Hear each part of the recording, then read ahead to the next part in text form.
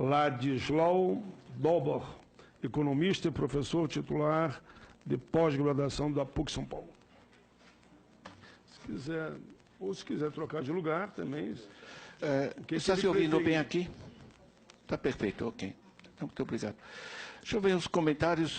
Em 10 minutos a gente não resolve o sistema financeiro, mas trazer alguns dados básicos, né? É basicamente um relatório de pesquisa. Essa pesquisa está sistematizada nesse livro. Não é um livro de economia, justamente é uma sistematização dos dados básicos que a gente enfrenta, porque não são só, evidentemente, nacionais, e não é só a dívida pública, é a financiarização, como a gente está chamado, que está desarticulando a economia simplesmente por todo lado. Não à toa temos aqui representantes internacionais, né? Primeiro é que nosso problema, francamente, não é de falta de recursos, né? Se a gente pega o PIB do Brasil, dá cerca de, em termos de produção de bens e serviços no Brasil, são cerca de 11 mil reais por mês por família de 4 pessoas. O que a gente produz hoje é 11 mil reais por mês por família de 4 pessoas. Estamos exatamente na média mundial. Com o que produzimos hoje, dá para todo mundo viver de maneira digna e confortável. Em particular, dá para resolver o problema da miséria, do drama, do andar de baixo, de maneira evidente. O nosso problema não é um problema econômico, o nosso problema é essencialmente um problema de gestão, um problema de governança, né? Aqui é uma visão que eu trago, uma visão de economista sobre o sistema financeiro, da função econômica deste sistema, né? Um ponto-chave nessa análise do fluxo financeiro integrado, né, que normalmente não se faz, as pessoas estudam separadamente. Aqui a dívida pública, o juro da Selic, aqui os crediários, ali crédito de pessoa física, jurídica e tal. Na realidade, é um fluxo integrado. Ou é produtivo ou é improdutivo. Certo? Quer dizer, se a gente aplica bem os recursos, eles se multiplicam. Se a gente drena eles através de taxa de juros, ele simplesmente esteriliza a economia. É tão simples assim. E por que isso trava a economia? Não só aqui. Certo? Apesar de tantas tecnologias que, na realidade, permitiriam muito acelerar o nosso crescimento, né? É que, na média, isso é uma cifra básica, né, que está sendo discutida internacionalmente. Nós temos que distinguir aplicação financeira de investimento. Investimento é quando eu construo uma escola, construo casa, faço alguma coisa, certo? Aplicação financeira é quando mobilizo papéis. Eu chego no banco, a moça me pergunta em que o senhor quer investir. Eu digo, moça, isso aqui não é investimento. Eu posso fazer montes de movimentos de papéis, ganhar muito dinheiro, não vai aparecer um par de sapato a mais no país, nem uma casa a mais construída, certo? Isso aqui é um eixo absolutamente improdutivo. E isso é essencial. Em inglês fica muito claro, a renda, o rendimento que vem de trabalho, de produção, chama income, né? E o que vem de processos especulativos chama rent, é renta. Né? No Brasil não existe a palavra renta, curiosamente. Em francês também é muito claro, né? Revenu é renda de produção, certo? E rente é renda improdutiva. No Brasil temos o conceito de rentismo, mas com a palavra renda e a renta não foi assimilada, as pessoas se confundem. Na realidade, é o seguinte, a aplicação financeira no mundo, nas últimas décadas, rende 7% ao ano, em média, livre de inflação. O PIB mundial evolui a 2,5% ao ano. Quando você tem uma expansão de direitos sobre o produto, que são os papéis, que avança muito mais rapidamente do que a expansão da produção, você está tendo uma apropriação da produção de terceiros, certo? Ou seja, é uma expropriação. E a grande corrupção, pai, eu estou conhecido, é o seguinte, a grande corrupção mesmo, o que a gente chama de apropriação indébita de recursos, ela gera a sua própria legalidade. Ela tem suficiente força política para dar aparência de legalidade a um processo que é simplesmente destruidor para a economia. Como isso impacta a economia no sentido mais amplo, né? Impacta as famílias, impacta as empresas e impacta o Estado. 3 motores centrais da economia para fazer com que a economia funcione. Por que o principal motor é o consumo das famílias? Por que não funciona? Você vai num crediário, você está pagando, em média, artigos do lar no Brasil, 141%. O máximo que eu encontrei na Europa é 13%. Ao ano, não existe juro ao mês, isso é treta, certo? Isso significa uma coisa muito clara, que eu constatei numa loja dessa que tem dedicação total a nós. Né?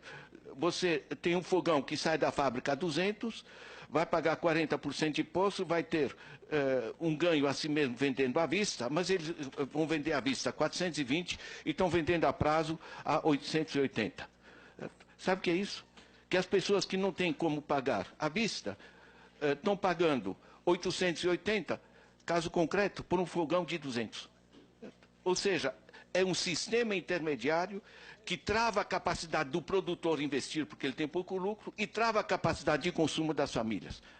Eu estou dando esse exemplo, mas vocês podem pegar o cheque especial, que está 320, vocês podem pegar o rotativo do cartão, que está 485. Eu tenho que, economistas internacionais que me visitam, eu tenho que mostrar os documentos do banco, porque eles não acreditam. Eles acham que é uma piada. Né? Nós temos, agosto de 2017, 61 milhões de adultos, né, desses que têm acesso a crédito, 61 milhões de adultos inadimplentes, né, enfim, negativados, na expressão da Serasa Experian. Quando você tem 61 milhões de adultos que não conseguem sequer cobrir o consumo anterior, porque estão endividados, que dirá fazer compras novas. Você travou o principal motor da economia, que é o consumo das famílias. E travou drenando através de juros. Eu, professor Ladislau, tenho minha poupança, pago uma geladeira a R$ 1.200, a massa da população que não tem esse recurso, ela paga essa mesma geladeira a R$ 2.700. Curioso é que no estudo da inflação, a gente não acrescenta isso. Na prática, ele está pagando mais do dobro. Certo? E dizem não, porque a inflação é medida apenas pelo preço à vista. Certo? É um sistema claramente surrealista. O que acontece quando você trava o consumo das famílias? Você trava a produção das empresas. Né? As empresas não têm para quem vender, aí você joga a inflação para baixo porque estão quebrando, estão vendendo de qualquer maneira. E você diz, olha, reduzimos a inflação. Certo? Não é assim que se reduz a inflação. Dando crédito barato para as empresas que possam investir, dando crédito barato para as famílias que possam consumir, e desse equilíbrio entre oferta e consumo, você modera a inflação. Isso é política econômica no sentido pleno. Por que as empresas, em particular a pequena e média? Porque as grandes empresas e as multinacionais pegam dinheiro lá fora a 3%. Certo? Aqui vão pagar 20%, 30%, 40%. A pequena e média empresa ela vai pegar ali no banco onde tem a conta. Certo? Os juros são absolutamente escorchantes e inviabilizam a atividade empresarial. Certo? Quer dizer, ele não tem para quem vender. E ele não tem como recorrer a crédito nesse sistema, porque é escorchante o crédito, certo? E ele tem a alternativa de colocar na dívida pública, certo? Que vai render, na média, por exemplo, toda a fase Fernando Henrique Cardoso era entre 25% e 30%, chegou a 46%, e esse sistema, o que é? Maria Lúcia apresentou a cifra de 2015, né? Você tem 400 bi transferidos a título da juro, mais cerca de 100 dos swaps cambiais. Você tem 500 bilhões, certo? Ou seja, 8,5% do PIB, que em vez de serem transformados em políticas públicas, no sentido de investimento e políticas sociais, saúde e educação, é transformada num sistema que transfere recursos dos nossos impostos diretamente para os bancos. Esse é um sistema legal que foi criado de maneira em 1995, certo? E depois atingiu níveis absolutamente absurdos de dívida, se completou com uma PEC de 99, que liquidou o artigo 192. Vocês entram no artigo 192 da Constituição do Sistema Financeiro Nacional, está tudo ali, simplesmente revogado, em particular o limite de 12% real sobre a dívida. Isso aqui é 1 minuto? Isso aqui? Ele apita no 1 minuto, mas eu vou levando assim, não me dou mais 3, 4 ainda. Certo, é simpático, mano. Pelo menos simpático. Você sabe o que é? Tem mais 3 minutos. Gente, você travou o consumo das famílias, travou a capacidade das empresas, e você travou a capacidade do governo financiar as políticas públicas, você quer que funcione? Eu faço a conta com os dados do Banco Central, é aritmética. Uma dívida, o estoque da dívida de pessoa física e pessoa jurídica, 3,1 trilhões. Que não é terrível, é cerca de 50% do PIB, comparando com outros países. Só que pagando uma taxa de juros tal que isso tira, só em juros sobre esse sistema, cerca de 1 trilhão de reais. São 15% do PIB. 15% do PIB são retirados da sua aplicação produtiva para o sistema improdutivo. Acrescente os 8,5% através da dívida pública, nós vamos, além de 20%, drenados pelo sistema financeiro sobre o sistema produtivo. Um sistema assim, simplesmente, não pode funcionar, ele é absolutamente insustentável, né? Isso explica essa fantástica concentração das riquezas, o que foi mencionado, os 5% mais ricos aqui, que têm mais patrimônio do que os 95%. No nível mundial, são 8 famílias que têm mais do que a metade mais pobre da população mundial.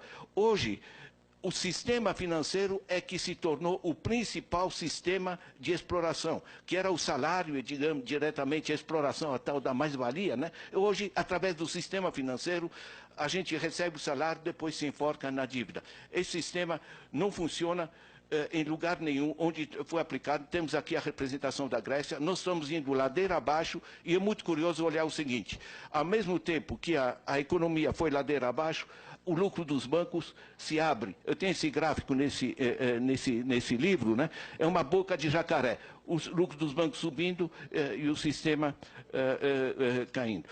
Por que é tão importante esse sistema tão poderoso e por que ele é tão frágil?